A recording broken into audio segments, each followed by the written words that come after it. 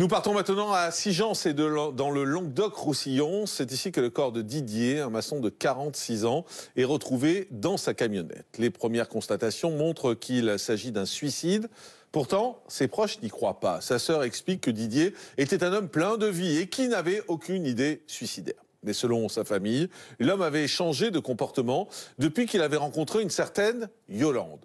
Pourtant, les enquêteurs en restent là, car l'affaire est donc considérée comme un suicide. Mais seulement 5 mois plus tard, le corps de Jean-Pierre, un autre maçon de la région, est retrouvé.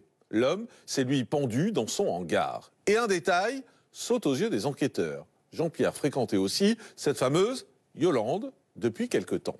Les enquêteurs s'intéressent donc à la vie de cette mystérieuse femme et ils découvrent qu'elle vit avec Alain, son ex-mari, mais entretient quand même des relations avec plusieurs hommes. En fait, elle leur promet un amour éternel. Et quand l'homme est très attaché, elle coupe les ponts. Son ex-mari prend alors la relève avec les amants esseulés. Il leur fait croire que Yolande est très malade et que l'opération dont elle a besoin coûte cher. Un scénario qui aurait permis d'empocher beaucoup d'argent au fil des années. À la gendarmerie de Narbonne, cela fait désormais 2 ans que les enquêteurs poursuivent leurs investigations sur les décès de Didier et Jean-Pierre. Et ils sont parvenus à en savoir plus sur les agissements de Yolande et Alain. On a très vite compris que la relation qu'elle avait avec les 2 hommes était une relation vénale, matérialiste, puisqu'il y a de très grosses sommes d'argent qui ont été sortis des comptes bancaires de ces hommes et qui ont été remis à Yolande. La femme de 42 ans jouissait d'un train de vie très confortable grâce à Jean-Pierre et Didier. Des virements assez réguliers ou des dépôts d'espèces sur son compte directement à hauteur de 2 000, 3 000 euros de manière assez régulière. Il y a même à un moment donné un chèque qui est déposé d'un montant de 16 000 euros. Au total, ce ne sont pas moins de 60 000 et 80 000 euros que chacun des 2 hommes aurait versé à leur maîtresse. Il apparaît clairement qu'ils se sont tous les 2 mis dans des situations financières très délicates pour subvenir à ces besoins démesurés. L'abus de faiblesse est donc caractérisé. Et la perquisition effectuée au domicile de Yolande et Alain a mis en évidence de nouveaux éléments. On trouve beaucoup de téléphones portables ou de factures de téléphone portable qui mettent en évidence qu'il y a eu un grand nombre d'abonnements à son nom. On trouve surtout des carnets. Et dans ces carnets, il y a des notes. Il y a également des noms de personnes avec des dates, des adresses et des commentaires. Et là, on s'aperçoit que probablement Didier et Jean-Pierre ne sont pas les seuls. Tous ces hommes sont auditionnés par les enquêteurs. Mais s'ils confirment avoir été manipulés par Yolande, aucun ne souhaite porter plainte.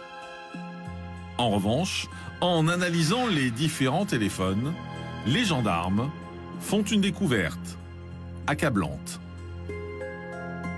On s'aperçoit que le téléphone est utilisé comme un outil pour les manœuvres frauduleuses et l'affaiblissement de la personne. Donc, elle donne un téléphone avec un abonnement et au préalable, elle a mis un code, elle a encodé la messagerie et elle peut, de telle sorte, consulter et éventuellement trier les messages à distance. Une manière de plus d'isoler ces hommes de leur entourage. Au vu de tous ces éléments, le 9 décembre 2008, les 2 anciens amants sont placés en garde à vue. Mais face à l'attitude de la quadragénaire, les gendarmes ne sont pas au bout de leur peine. Sa garde à vue, son audition sont relativement complexes. On va se retrouver avec la garde à vue un petit peu plombée par son comportement. Elle tente de prendre le pas psychologiquement sur nous. Chaque fois qu'elle va perdre pied, dans les questions qui lui sont posées, et il y en a beaucoup à lui poser, elle va se mettre en opposition, se fermer et dire « mettez ce que vous voulez. De toute façon, vous ne me croirez pas. » Et on n'en sortira quasiment rien. Mais si Yolande ne se montre pas coopérative, Alain, lui, se livre davantage. Du moins, au départ. À un moment, il craque un peu et puis il admet qu'il se sent responsable. Il admet qu'ils sont allés trop loin. Après, très vite, il va dire que finalement, il s'est peut-être mal exprimé, que c'est pas exactement ce qu'il a voulu dire, qu'il se sent pas responsable de leur mort, en tout cas, mais qu'effectivement, il admet simplement avoir pu un petit peu en profiter financièrement, mais sans plus. L'enquête est clôturée sans avoir pu obtenir plus d'explications de la part de Yolande et Alain. Et les deux anciens amants sont finalement mis en examen pour abus de faiblesse. L'incitation au suicide n'est pas retenue. Une déception pour les proches des deux hommes. On retourne en direct sur le plateau de la quotidienne de Crimes et Faits divers. On est en direct avec maître Elsa Laurence, qui est avocate des proches de Jean-Pierre, qui est l'une des deux victimes dans ce dossier. Bonjour maître, merci d'être en direct avec nous. Je voudrais qu'on parle un peu de votre client. Tout d'abord, votre client, il était maçon, il est décrit comme un séducteur, un bon vivant, qui aimait la vie. Oui, tout à fait. C'est un homme, un chef d'entreprise qui réussit dans la vie, qui est fêtard, qui profite pleinement de la vie, oui. Lui, il a totalement craqué pour Yolande. Il était sincère à 200%, j'ai envie de dire. Il est vraiment tombé amoureux de cette femme. Ah oui, c'est un coup de foudre absolu. Hein. Alors Jean-Pierre a déjà des enfants, il a une ex-femme. Enfin, c'est une seconde vie, mais il tombe éperdument amoureux de cette femme. Et alors, comment ça se passe en fait? C'est-à-dire un jour, elle disparaît et c'est son ex-compagnon donc qui prend le relais. Expliquez-nous un peu comment ça s'est passé pour Jean-Pierre. Alors pour Jean-Pierre, en fait, ça a toujours été dans leur relation un petit peu épisodique, hein, où elle a toujours un peu soufflé le chaud et le froid. En fait, c'était pas une relation linéaire où tout allait bien dans le meilleur des mondes, pas du tout.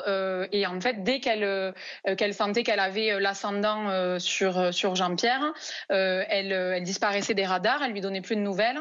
Et c'est son ex-compagnon qui prenait le relais et qui faisait état de ses problèmes de santé, disait que Yolande n'allait pas du tout bien, qu'elle avait besoin d'argent pour se faire opérer d'une maladie très grave, et qui donnait comme ça un peu au compte-gouttes des nouvelles très alarmistes de Yolande, qui faisaient que Jean-Pierre s'inquiétait beaucoup pour celle qu'il aimait et qu'il était vraiment prêt à tout pour la sauver, évidemment. Et a priori, Jean-Pierre n'a jamais eu le moindre doute. Non, il était complètement aveuglé par son amour pour elle. Alors il avait quand même connaissance des relations qu'elle avait pu avoir, notamment avec Didier, parce qu'ils se connaissaient. Mais c'était aussi un moyen pour elle de faire monter un peu les enchères entre eux, de maintenir une espèce de jalousie qui lui permettait d'obtenir ce qu'elle voulait, en fait. Au total, il a donné combien, Jean-Pierre ? Alors Jean-Pierre, il a donné au total la somme de 80 700 euros. Voilà, à peu près. C'est cette somme-là qui a été débitée de son compte bancaire. Et le suicide, finalement, il a été poussé au suicide quand il a découvert ce qui se passait vraiment? Qu'est-ce qui l'a poussé au suicide? Alors je dirais que c'est vraiment la lassitude. Alors il s'est retrouvé dans une situation financière très compliquée, parce que du coup de tous ces retraits, de tous ces cadeaux offerts à Yolande, son entreprise a été placée en redressement judiciaire. Enfin voilà, ça a eu des conséquences dramatiques pour lui. Et puis quand il a compris que Yolande ne reviendrait peut-être plus, c'est ça qui l'a conduit effectivement à mettre fin à ses jours. 12 ans après les faits, le procès de Yolande et d'Alain s'est ouvert devant le tribunal correctionnel de Narbonne. Les familles de Didier et de Jean-Pierre espéraient qu'elle reconnaisse enfin sa responsabilité dans la mort des deux hommes. Mais vous allez voir que ce procès tant attendu ne s'est pas passé comme prévu. Yolande, qui souffre d'un cancer, ne se présente pas à l'audience pour raison médicale. Alain se retrouve donc seul devant les juges. C'est frustrant pour l'avocat parce que on n'a pas la prévenue essentielle à laquelle on avait des tas de questions à poser. Elle n'est pas là, elle n'a pas d'explication à fournir. Alain ne fournira que les siennes.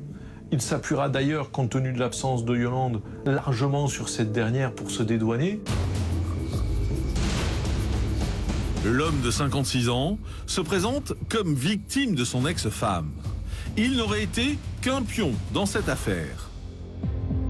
À l'issue du procès, Yolande est finalement condamnée à 3 ans de prison ferme et Alain écope d'une peine de 2 ans de prison avec sursis.